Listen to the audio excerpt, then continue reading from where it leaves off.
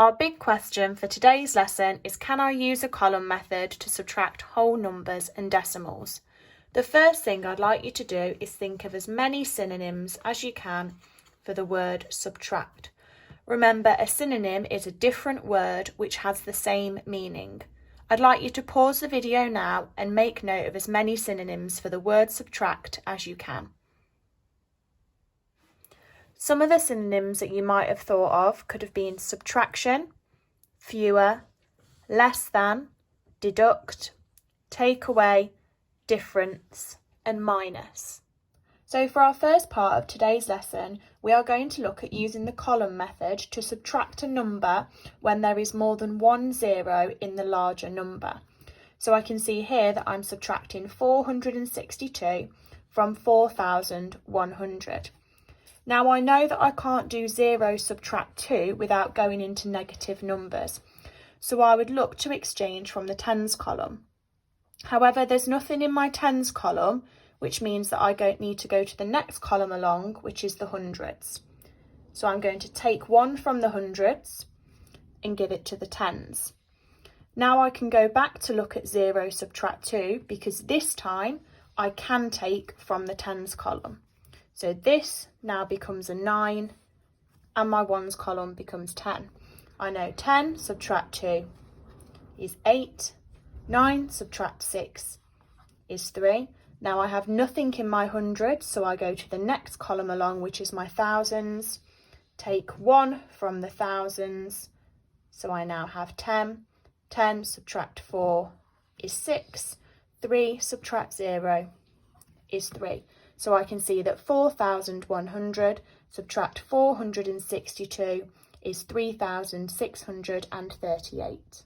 If I wanted to check my answer, I could use the inverse. Remember, the inverse of subtraction is addition.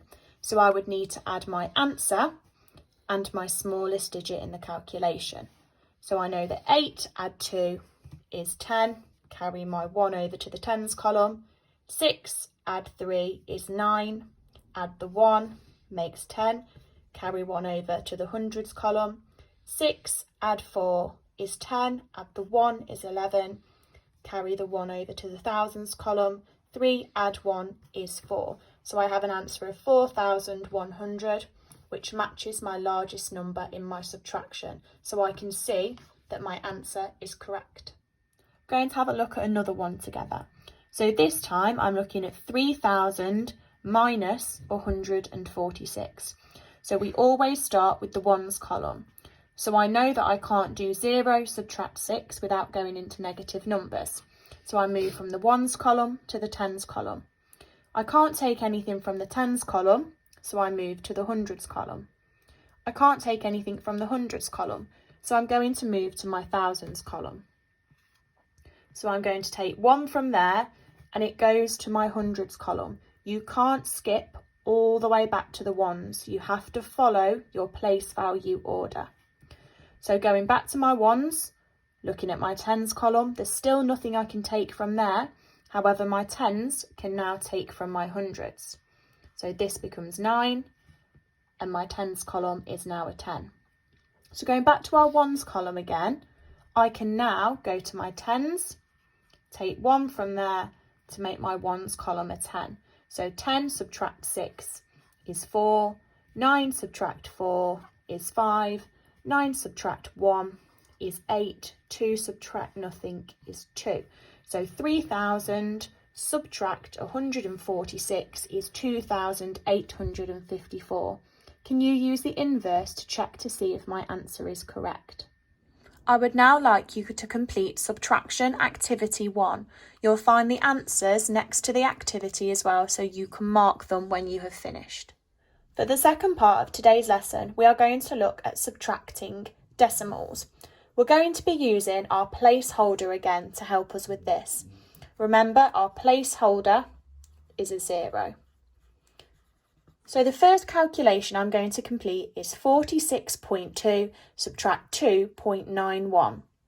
Now I can see that 46.2 has 4 tens, however 2.91 doesn't. So I'm going to use a placeholder in my tens column. Both my numbers have ones, Both my numbers have tenths. However, only 2.91 has hundredths, which means I need another placeholder in my hundredths column.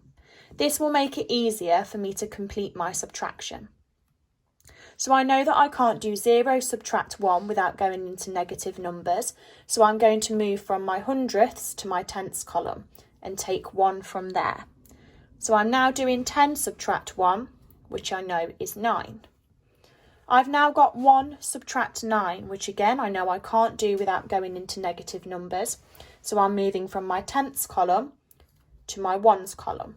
I'm going to take 1 from there, so we're now looking at 11 subtract 9, which I know is 2.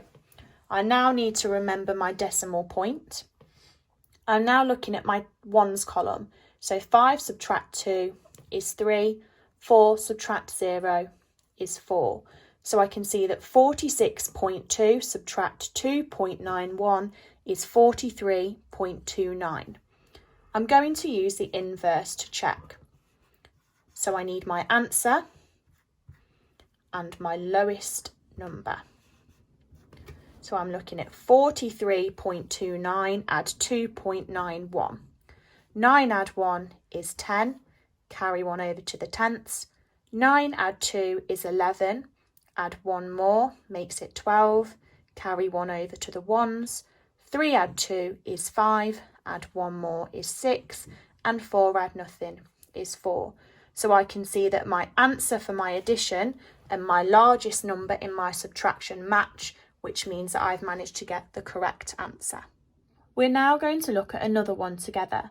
So this time we're finding the difference between 39.4 and 6.53. Remember to use that placeholder to help you. So looking at my numbers, I can see that I have some hundredths in 6.53, but I don't have any in 39.4. So I need a placeholder in my hundredths column. I can see that 39.4 has 3 tens, however 6.53 doesn't have any tens. So I know I need another placeholder in my tens column. Now I can't do 0 subtract 3 without going into negative numbers, so I'm going to move to the tenths column, take 1 from there, so I'm now looking at 10 subtract 3, which is 7. I can't do 3 subtract 5 without going into negative numbers, so I move to the ones column, take 1 from there, so I'm now looking at 13 subtract 5, which I know is 8. Remember your decimal point.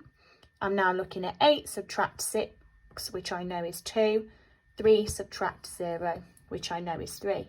So I can see that 39.4 take away 6.53 is 32.87. Can you use the inverse to see if my answer is correct? I would now like you to complete the Subtraction Activity 2 on the blog under Arithmetic Challenge and Wednesday. You'll also find the answers on there so you can mark what you have done afterwards. If you would like an extra challenge, there is a rapid calculation sheet where you'll be practicing adding and subtracting decimals. Please don't feel that you have to complete it in the time limit that is next to the questions. Set yourself your own time limit. If you have any questions, you can find my email address on the Year 6 class page.